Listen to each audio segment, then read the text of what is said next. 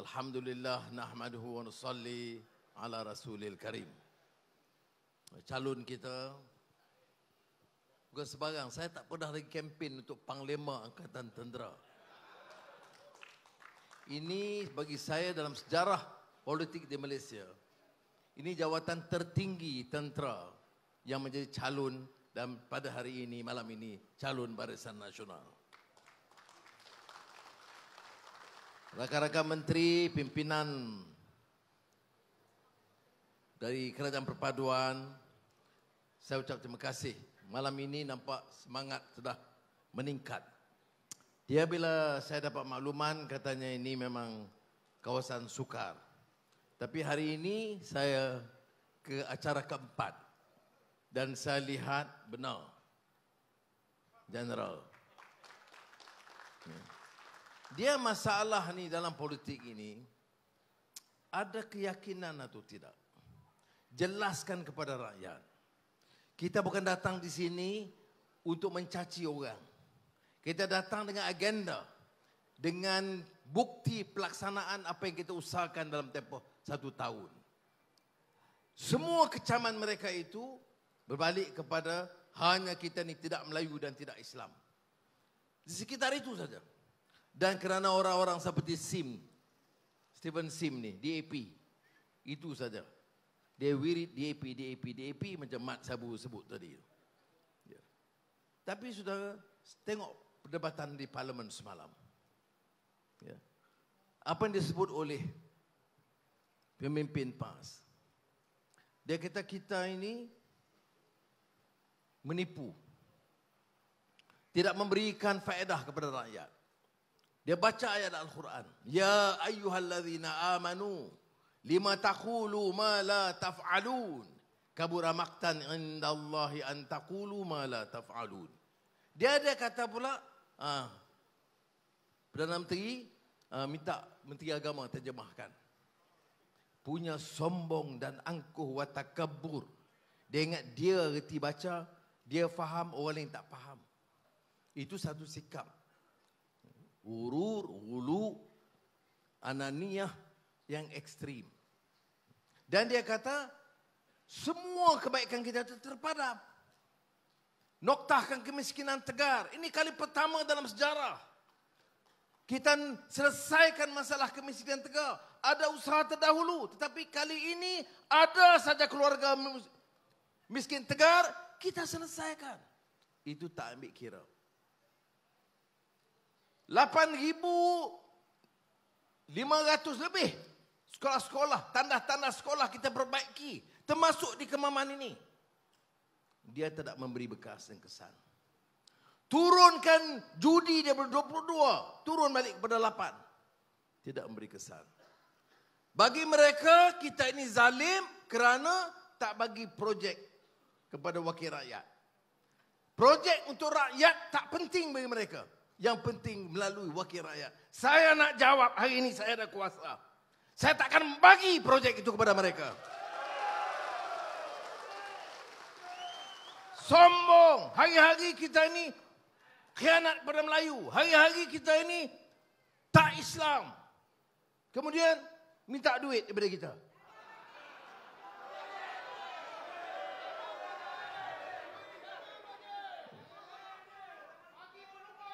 Saudara, projek untuk rakyat kita bagi. Kemaman dulu diwakili oleh PAS. Projek kita sampai. Terus kepada rakyat. Tidak kepada wakil rakyat. Apa sebab nak bagi kepada wakil rakyat? Ya. Dan kalau kita berdulu pun tak dapat. Tapi, bila Ismail Sabri jadi Perdana Menteri, gunting, lebih 3-4 bulan gunting, akhirnya disetujui. Jadi saya cadang kepada pemimpin Perikatan Nasional, gunting dengan timbalan Perdana Menteri kedua, Datuk Seri Fadilah. Dan kita timbang. Nak gunting pun tak mau. Sebab apa? Sangat sombong. Ya. Orang sombong tak layak jadi wakil rakyat. Orang angkuh yang anggap dia saja tahu. Dia saja Islam. Ini juga sikap yang ditentang dalam Islam. Sebab itu saya tak kata mereka ni khawarij. Saya berkata bibit-bibit khawarij dan takfiri telah mula meresap. Apa dia Khawarij? Masa Sayyidina Ali bin Abi Thalib radhiyallahu an. Siapa Sayyidina Ali? Khalifah keempat, anak saudara Rasulullah SAW. Dianggap orang yang tingkat ilmunya itu, yang menganggap ilmu itu sebagai lazzatul ma'rifah. Lazat dan tahap ilmu yang tinggi. Tetapi orang Khawarij kata, dia ini tidak cukup Islam. Maka dia dibunuh. Bukan oleh orang kafir. Bukan oleh orang Yahudi atau Kristian. Oleh orang Islam yang ekstrim, yang anggap dia lebih Islam daripada Sayyidina Ali bin Abi Thalib radhiyallahu anhu. Apa saya kata pas Khawarij? Tidak. Tapi saya nak ingatkan, negara ini tidak akan selamat kalau kita izinkan puak-puak perlampau ini menghasut, memecah belah, memporak-perandakan negara ini. Beda pendapat boleh. Kritik saya boleh. Perdana Menteri bodoh. Tak apa dia kata, saya tak kesan. Perdana Menteri tak gerti urus ekonomi, tak apa. Mak Sabu tak gerti jaga ayam, okey.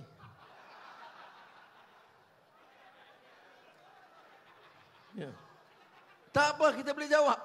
Tetapi hukum kita sebagai khianat pada bangsa dan menentang agama, ini sudah tahap yang melampau. Itu kepada orang Islam. Bayangkan orang bukan Islam. Di Terengganu majoriti 90% Islam. Di Sarawak Islam minoriti. Di Pulau Pinang kurang dari 50%. Semua ini diambil kira. Untuk perintah negara ini, kita kena terima Islam itu agama persekutuan. Kita tingkatkan kefahaman Islam. Kita minta umat Islam itu hayati Islam. Kerana Islam itu agama untuk penghayatan. Istajibu lillahi walir rasul idza da'akum lima yuhyikum. Bicara dan amalkan. Tetapi kita juga faham. Kita mesti santuni dan minta supaya keluarga kita dari bukan Islam itu merasa selesa dan bahagia sebagai warga negara di negara ini. Supaya orang bukan Islam itu yakin kita itu adil. Tidak enai dia. Tidak memaksa dia. Apa salah di mana itu? Program Islam pun kita lebih daripada dia. Sampai beberapa orang Melayu yang liberal kata kat saya, Anwar ni nak jadi lebih PAS daripada PAS. Ini pun tak masuk akal. Suruh baca 40 hadis lebih PAS daripada PAS ke? 40 hadis itu Matan Arba'in Imam Nawawi untuk anak-anak Islam belajar di sekolah. Kita tak wajibkan bukan Islam. Tapi yang Melayu dongong ini pun bagi tahu kata kita nak lebih PAS. Tak ada. Kita nak orang Islam faham Islam dengan betul supaya tak jadi ekstrim. Orang Islam kalau dia faham agama dia tak berlampau. Tak mau jaga supaya sama orang Islam itu jahil. Yang jadi masalah ini, yang sekarang kita dengar ni, sebab orang Islam itu jahil. Orang cerita semua dia terima. Sebab itu dalam jawab kepada pemimpin PAS malam, saya kata apa? Kamu cakap soal, kami ni zalim. Saya nak tanya, masa kamu perintah 3 tahun, ya, judi dari 8 naik 22. Oh, dia kata, oh apa? Oh kami tak tahu. Apa tak tahu? Kamu jadi menteri hidup. Allah singa. Ya. Ya. 3 tahun. Dan kita jawab, saya Mat Sabu dari Parlimen tanya. Sebab apa naikkan? Kalau dia kata dia tak tahu masa luluskan, kita bangkitkan 3 tahun tidak bergerak. Kita perintah 1 minggu, kita turunkan daripada 2 sampai 8. Kedua, saya kata, apa masa kamu perintah tak ada rasuah? Dia duduk bangkit kecam TPM 1, Datuk Seri Zahid. Keputusan untuk membatalkan pertuduhan Datuk Seri Zahid itu bukan keputusan Perdana Menteri. Bukan keputusan politik. Diteliti oleh peguam negara. Saya boleh terangkan secara terlebih terperinci. Peguam negara mengatakan masa itu dipaksa untuk dakwah. Ada rekod. Saya yang salah sebab apa? Dibatalkan. Tapi saya nak tanya pula, apa masa kerajaan PAS bersama dalam Perikatan Nasional tak ada rasuah? Terima kasih. Cerdik orang Kemaman ni. Kalau macam ni tak menang saya tak tahu. Ya, jana wibawa itu satu. Kontrak kepada anak menantu. Sama menantu lari keluar pun ada. Ya. Kalau benar bertahan lawan macam saya. Tamu charge aku lawan di mahkamah. Masuk penjara. Aku keluar lawan. Masuk lagi. Masuk lagi keluar lawan tetap. Ya.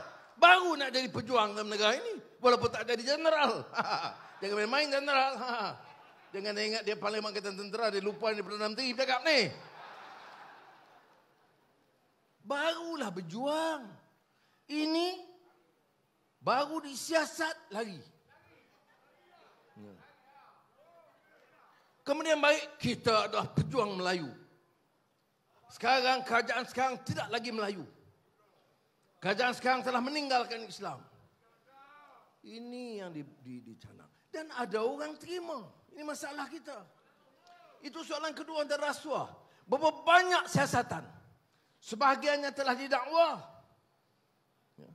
Dulu semua kluster mahkamah. Sekarang tak dengar lagi dah kan. Dalam kempen tak cakap langsung. Makan, dia kata dah benci dengan Anwar ni. Asyik tata kelola rasuah. Tata kelola rasuah. Dia takut betul bunyi rasuah sekarang.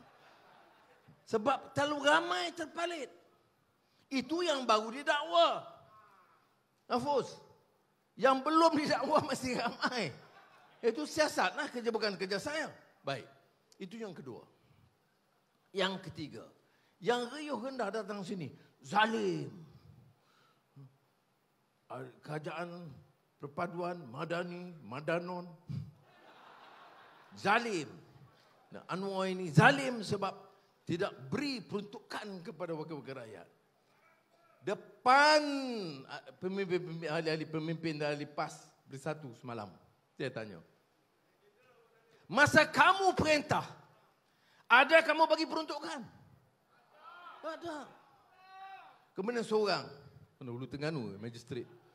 Dia kata, oh dulu dah bagi. Betul, dulu dah bagi. Ni pun magistrat tak baca buku.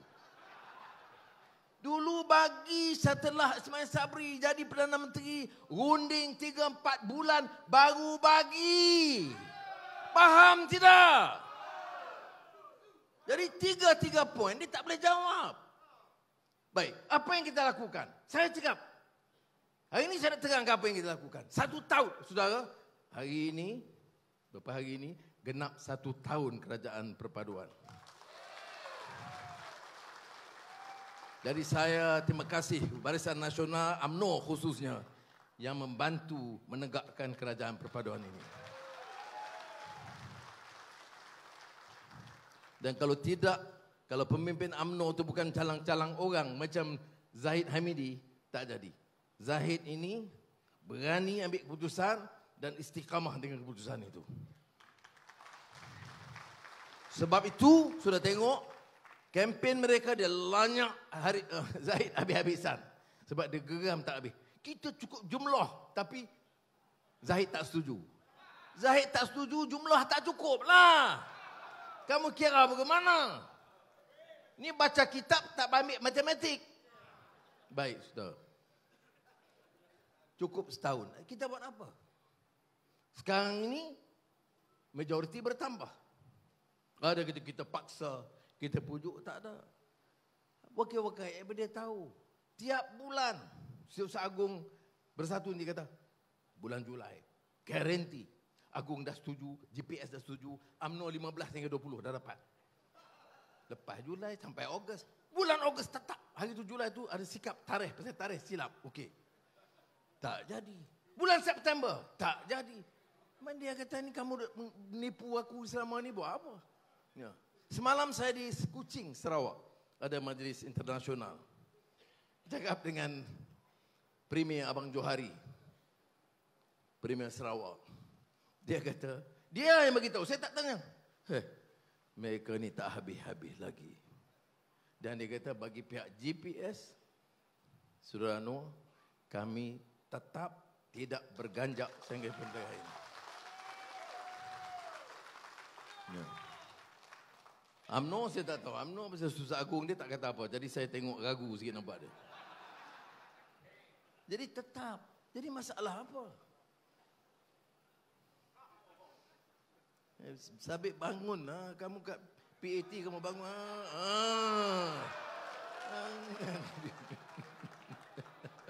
Mentang-mentang saya tak bukan general. Baik. Dengan kekuatan ini, untuk apa? Sebab tu saya kata, kita guna masalah rakyat dulu. Kadang-kadang saya faham, kawan-kawan bukan Melayu pun kadang-kadang dia keliru dengan kempen ini. Sebab saya kata, kita tidak akan bertolak ansur. Malaysia ini tegak dengan prinsip perlembagaan. Bahasa Melayu, bahasa kebangsaan. Saya nak semua rakyat, jangan tolak ansur lagi.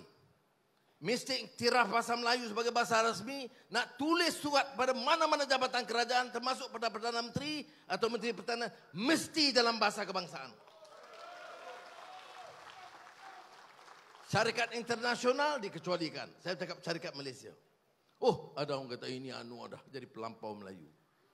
Saya kata dengar bagi habis. Kalau semua rakyat dah terima ini, tingkatkan penguasaan bahasa Melayu, saya kata mulai tahun depan, bulan Januari, kita tambah usaha, selamatkan anak-anak kita, tingkat mutu pendidikan mereka, dan pastikan mereka menguasai bahasa Inggeris dengan baik. Dengarlah bagi habis. Jadi kita mula dengan prinsip perlembagaan. Jangan tolak ansur. Kemudian kalau semua dah belajar bahasa Melayu dengan baik, dia tambah satu lagi bahasa. Kemudian belajar bahasa Mandarin, bahasa Tamil, bahasa Arab, bahasa Perancis, silakan. Ini pendirian kita. Tapi kadang-kadang kawan-kawan kita pun tak sabar. Tengok dah jadi Melayu lebih. Sama juga macam saya katakan, program Islam. Kita kena faham orang Melayu, orang Cina, India, Siam yang ada. Dengar baik-baik. Kalau orang Islam dia tak faham Islam, dia akan dipermainkan. Semua takut masuk neraka, semua nak masuk syurga. Okey. Jadi kalau orang datang baca satu qala Allah Taala, masuk syurga ikut kami. Dia pun ikut. Siapa tak ikut jemaah kami, tak Islam. Surah dengar, kalau baik tengok, memang ramai pengikut-pengikut fikir begitu. Ini jamaah yang sah. Mak Sabu, tak kata lagu itu dulu lah. Saya geram Mak Sabu sebab apa? Sebab dulu di Matampoh dia lawan saya. Saya calon UMNO Barisan Nasional masa tu. Tak pakai sungguh. Itu dulu banget dulu. Lepas tu Mahfuz. Baik. Jangan lupa orang UMNO ni, jangan lupa je. Asram, aku ni calon UMNO PN dulu tau, jangan lupa. Mak Maslan dia tak tahu je. Dia pula kadang-kadang nak ajar ni UMNO fikir macam ni, UMNO fikir je dia. Baik. Jadi kita tegangkan apa yang kita buat. Saya kata pertama noktahkan kemiskinan. Tegar. Miskin tu problem juga, tapi miskin tegar. Maknanya nak beli susu bayi tak cukup duit. Nak beli uniform sekolah tak cukup wang. Itu kita bantu dulu. Baik. Yang kedua, tanda sekolah. Macam mana nak cakap soal negara ini maju? Hasil Petronas berpuluh bilion. Kita nak tingkatkan digital technology, energy transition, new industrial policy. Tanda sekolah pun tak baiki. Jadi saya kata tumpu ke situ. Dan Alhamdulillah, saya katakan tadi 8,500 tandas di repair. Ya. Dan semua sekolah, walaupun masih 2-3 sekolah belum selesai, tapi arahannya semua sekolah. Sekolah kebangsaan, sekolah Inggeris, sekolah Cina, sekolah Tamil, sekolah Arab, Mahatafi, semuanya dalam rangkaian itu. Baik, sekarang perumahan. Tadi saya di Felda. Apa masalah Felda? Kita bagi dialysis center. Kita bayar 83 bilion ringgit. Kita pasang elektrik di kawasan Felda. Ini Sabri Cik banyak berperanan di sini. Baik.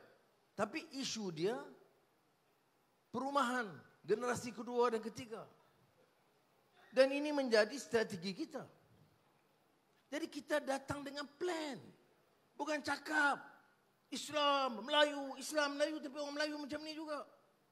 Bagi peluang kepada kita insya-Allah. Bagi tenang, tumpu bangunkan negara. Bawa pelabur macam sekarang ini. Dari Amerika, dari India, dari China yang besar. Dari Jerman.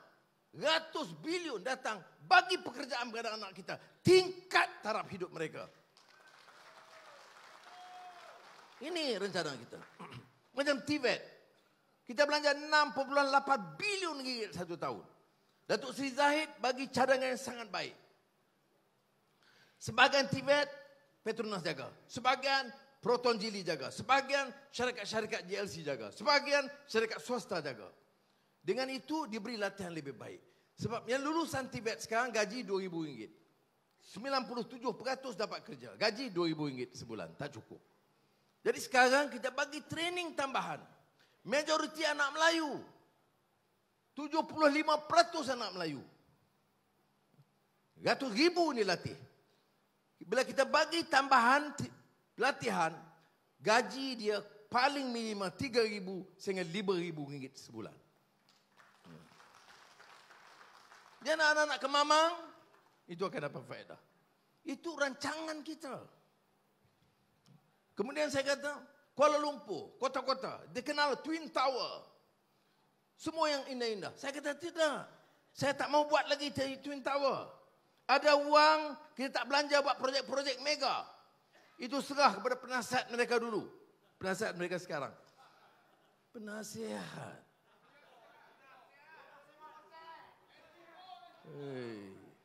Inilah punya bankrupt idea. Carilah anak-anak muda yang cerdik bagi nasihat. Ini bagi, tak apalah. Saya tak nak komen. Dia biar Mak Maslan jawab tu. Tumpuan kita di Kuala Lumpur apa? Gerai, warung, restoran kecil, parit-parit rumah rakyat. Itu yang kita selesaikan. Sekarang hampir 80-100 gerai yang diperbaiki, dibangunkan semula. Karena gerai itu makanan rakyat. Tempat rakyat yang ramai pergi. Bukan restoran 5 bintang. Restoran 5 bintang itu tempat Lokman Adam.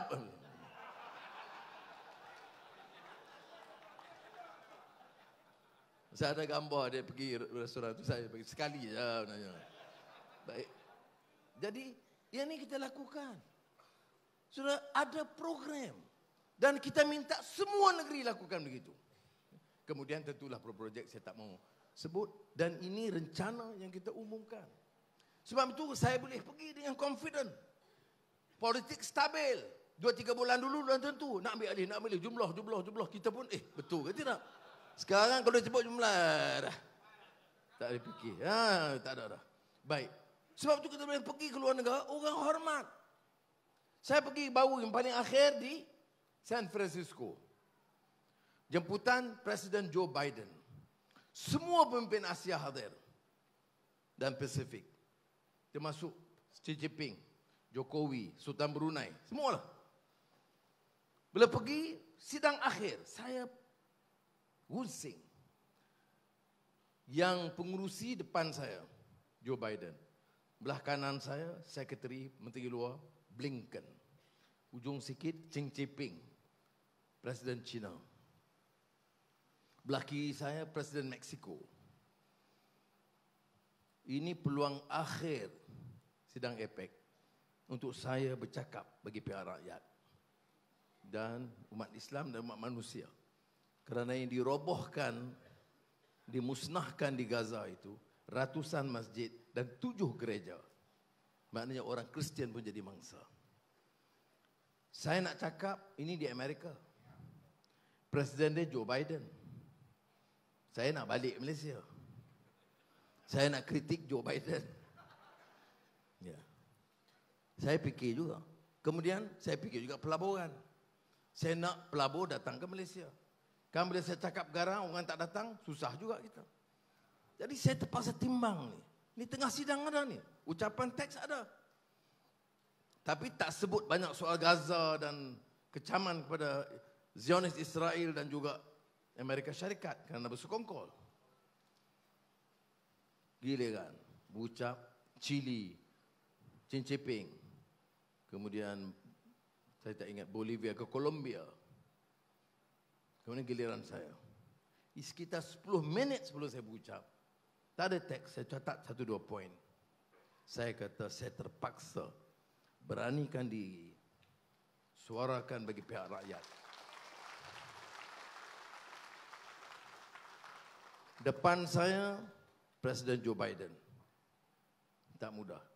Cakap di sini boleh. Joe Biden boleh. Saya lebih garang daripada Mat Sabu. Tetapi ini Joe Biden di depan. Saya pun tak pasti kalau Mat Sabu berani berucap. InsyaAllah, insyaAllah. Baik. Jadi saya pun kata, okey. Bagaimana saya nak buat pendekatan? Mula saya sebut supaya saya bagi kenyataan. Saya kata kita dalam negara, sebagai negara membangun, kita perlu pelaburan daripada semua negara. Saya berkata terima kasih kepada masyarakat Amerika datang. Dan kita tidak mau halang kerana negara China ini jiran kita. Dan hubungan kita baik. Dan kita perlu tingkatkan perdagangan dan pelaburan dari negara China. Saya tengok Xi Jinping beranggu happy, baik. Kemudian saya kata sekarang ini berlaku Rusia dan Ukraine. Kamu, Amerika, mau kami kutuk Rusia kerana langgar Ukraine. Kerana ini soal hak asasi, soal rule of law, soal kemanusiaan. Tapi saya kata mengapa bila Israel serang takluk Gaza, musnahkan, mati anak-anak kecil dan wanita, kamu izinkan? Tidak lakukan apa-apa. Ya, tentu nada saya lebih tinggi. Jadi saya tengok dia perhati je. Saya pun beralih ke kiri. Ni Presiden Amerika dia perhati ni Anwar ni budak ni nak kena ni. Saya tengok dia, saya perhati ke Xi Jinping. Jadi saya sebut. Jadi ini apa yang saya nak sampaikan. Bila politik itu stabil, majoriti rakyat bersama kita, kita boleh pertahankan pendirian kita di depan siapa saja di dunia.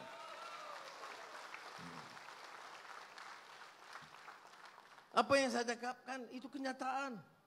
Saya kata, Mr. President, one day delay in your action would result in the murder, killing of many children, babies, women and civilians. Please stop it and stop it now. Ya, itu nada saya. Walaupun saya gemuruh sikit, tapi saya syukur Alhamdulillah diberi kekuatan. Sebab itu saudara, politik harus stabil. Kerajaan harus kuat. Kalau kuat curi wang, tak ada makna. Kalau kuat curi harta, jana wibawa, tak boleh kuat. Tapi kalau kuat untuk bela nasib rakyat, pertahankannya hak, mesti beri kuat. Dan sebab itu kemaman ini penting. Untuk bagi signal, kita mau kerajaan yang padu dan kuat. Untuk jaga rakyat, sebab itu saya berani 83 bilion untuk Felda, jalan. Ya. Pembangunan semua sekolah, jalan. Semua program Islam, jalan. Oh dia kata DAP. Saya kata DAP dalam kabinet. Dia boleh suarakan hal-hal yang dia rasa penting untuk kampung baru ke, untuk masalah pelaburan, perniagaan, tak ada masalah. Tetapi kita ambil 8.3 bilion wang kerajaan, DAP tak bantah. Kita katakan tingkat dana untuk program Islam, DAP tak bantah. Jadi dia kata kita tak ada kuasa sebab apa? Adilkah kita hukum dan hina orang dengan fakta yang salah? Kamu pakai serban dan jubah tapi kelirukan rakyat. Kamu pakai serban dan jubah, kamu doa laknatkan orang. Kamu tak perlu pakai serban dan jubah kalau nak hina orang dan laknat orang. Lebih baik anak muda yang baju hitam ni tak ada serban, ada janggut sikit okey. Yang penting ikhlas al-amalillah. Akhlak kena baik. Dan ini kita kena faham. Sebab saya datang susah payah ni. Sebab saya mau orang Kemaman bagi signal yang jelas. Nak apa lagi kita buat? Apa lagi yang kita belum buat? Berdepan Amerika kita sanggup. Buat program pendidikan kita sanggup. Bawa perubahan, ajak UMNO Barisan Nasional, Pakatan Harapan, Keadilan DAP dan Amanah, GPS Sarawak, Sabah. Kita cuba selesaikan. Masalah MA 63, puluhan tahun tak diunding selesai. Kita selesaikan cara muafakat di kabinet. Sudah.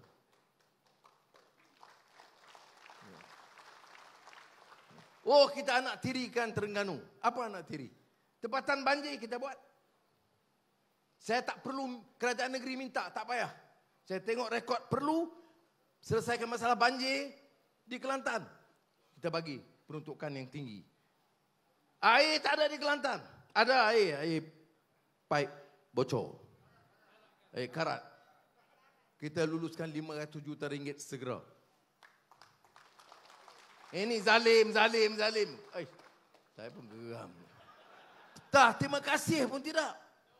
Ya, syukur pun tidak.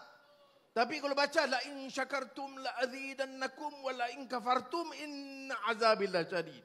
Kena syukur. Oh, kami syukur kepada Allah SWT, bukan kepada Anwar. Betul lah, terima kasih kat aku cukup lah.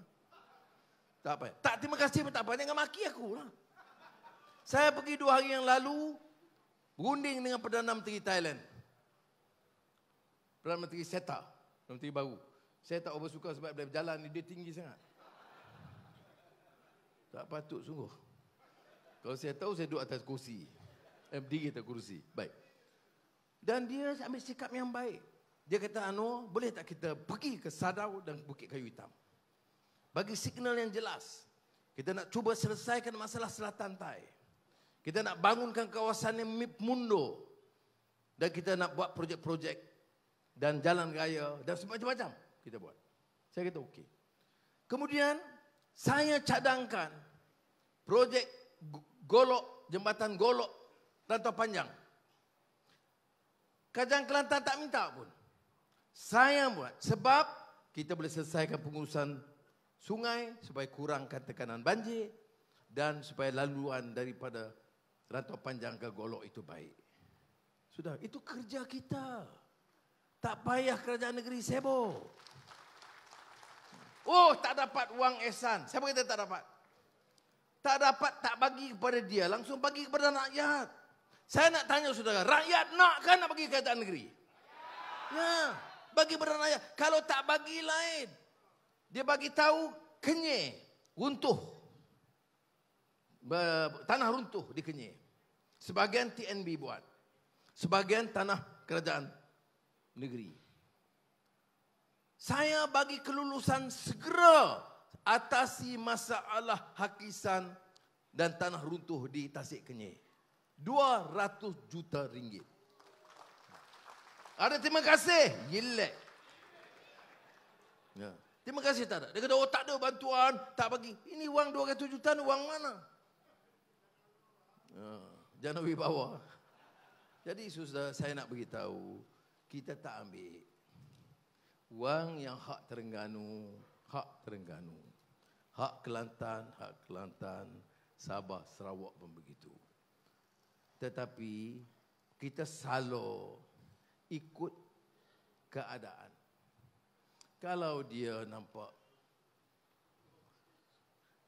sopan, teratur, kita boleh runding dengan baik. Tapi kalau kita dikapikan, kemudian tak jaga Melayu, biar kita buat cara kita. Yang saya tak akan tolak ansur, kita akan guna dana untuk tolong rakyat Kemaman dan rakyat Terengganu. Sebab itu saya datang Tun Raja Effendi, beri sokongan kepada beliau dan minta Kemaman pecah rekod. Angkat seorang yang telah berjasa kepada negara. Saudara, Parlimen Angkatan Tentera ini bukan calang-calang orang. nak naik itu dia lalui pelbagai ujian dan rintangan. Dia kena ada rekod yang sangat cemerlang sebelum diangkat. Menteri Pertahanan kepada Menteri, Perdana Menteri kepada Yang Pertuan Agong. Yang Tuan Agong perkenan bagi pihak Raja-Raja Melayu, terangkat dia sebagai Panglima Angkatan Tentera. Dan rekod beliau sebagai Panglima Angkatan Tentera itu rekod yang baik, yang tidak ada cacat celanya.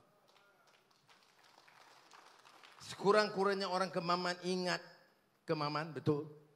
Lebih daripada itu ingat dan kenang jasa orang yang menjaga, pertahankan bumi bertuah, setiap inci bumi bertuah ini.